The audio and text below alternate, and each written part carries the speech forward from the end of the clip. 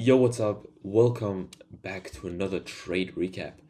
And today, well, I took a W trade, as you can see. Wait, this is not the right trade. Right here, Nasdaq. These two, it's nearly the same trade. You can see made $50. But since yesterday, I've been it's a bit crazy, but I've been kind of gambling on crypto, I guess. I don't know why, but I got really emotional like yesterday and today because I've mentioned this in the videos before. I'm trying to get into trading crypto in like a swing trading way, but like in the past 2 days, I've been scalping, like literally like going on the 1 minute and just taking like nearly random ass trades. And you can see right here, bruv, this is where my day yesterday finished, right? Nasdaq. This is the last two trades, or is it? Oh no, this is the yeah, this is where my session ended after this trade. And then I took 11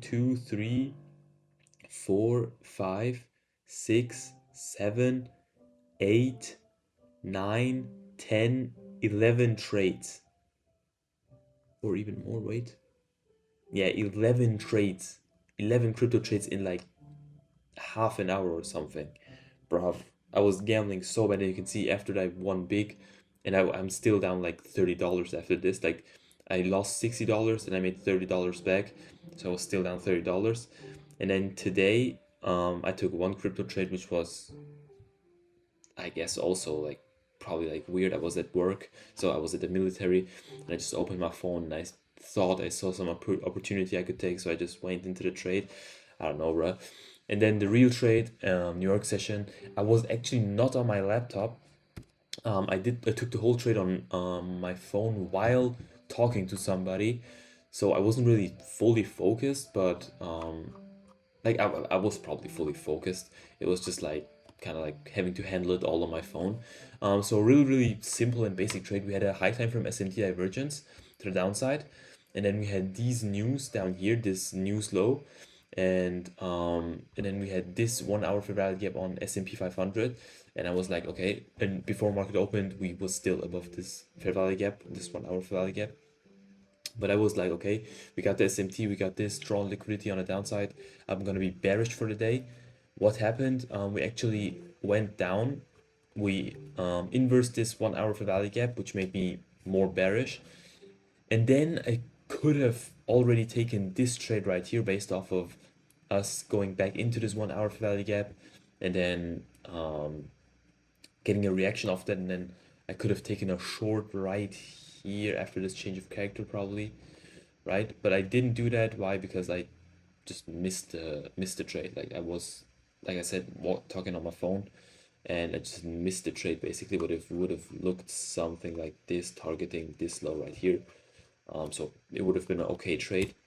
But the trade I actually took was on Nasdaq, and you can see I took a short right here. So we had this fair value gap on the 5 minute, or was the 3 minute?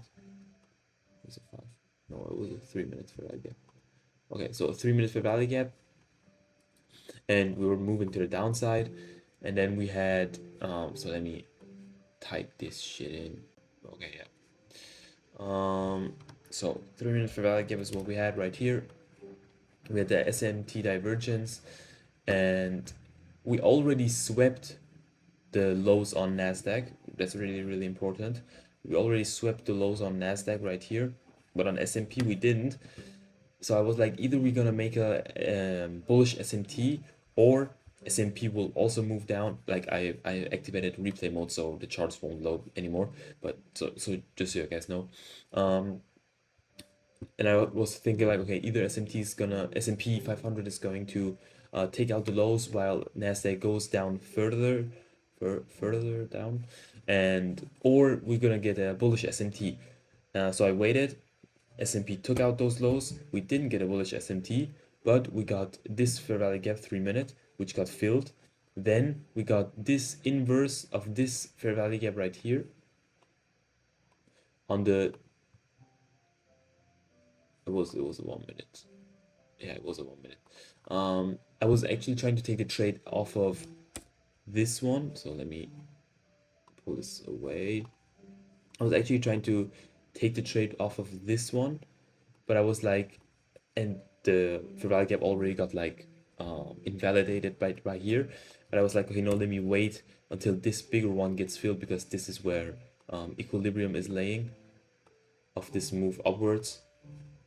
And that was the reason, yes sir, that was the reason why I waited for this to get invalidated. So my entry was at this big red candle, then you moved a bit down, retraced up into this fair value gap and into this inverse fair value gap, and that's where I entered the second position, which was the $10 position.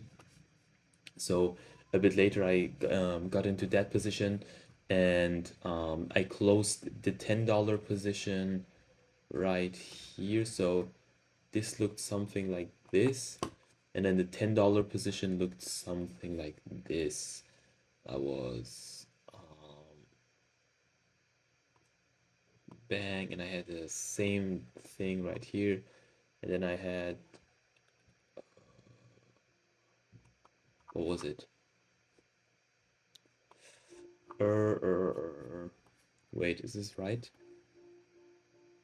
It was more than a one-to-one risk to reward. I can actually check the show you guys on my phone what it was looking like. So I just gotta edit it for a second. It sounds weird, but I have to edit it for a second because like I said, I was on a call and you guys could see the person I was talking to. So I have to edit it. So okay, now I can show you guys. So bang. So you can see the first trade, like this is where the person wait, what the fuck? This is where the person was, so that's why it looks weird. So the first trade, $25 was risked and I made $42. And the second trade, $10 was risked and I made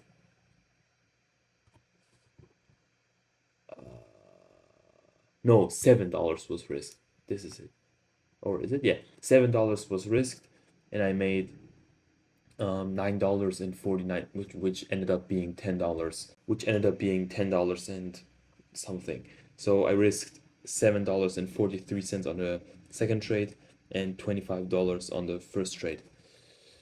Bang, dude. So yeah, after the first trade got hit, wait, let me bring this back. Actually, I don't know where. I guess the stop loss was probably a bit below. Yeah, okay. The stop loss was below it. The first trade was after this trade hit, the second trade hit, so the shorter trade, I moved my, it was here. After this got hit, I moved my stop loss behind entry on the first trade, on the big trade. So, yes, sir. That's basically it. That's everything I have to say. And then because of crypto, like, bro, completely fucked up again today. Right after that, I got into into two trades, and then the third trade brought me back again. Bro, I need to stop, bro. I don't know. I need to stop.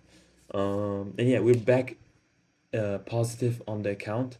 If I didn't take the crypto trades, I would have probably been up like like $40 or something like that. So yeah, you can see 30-day PNL.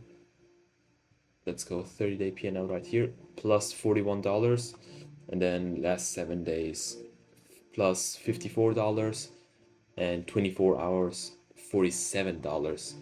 Bang, dude. So that's good. Yeah, see you guys in the next one tomorrow, I guess, probably.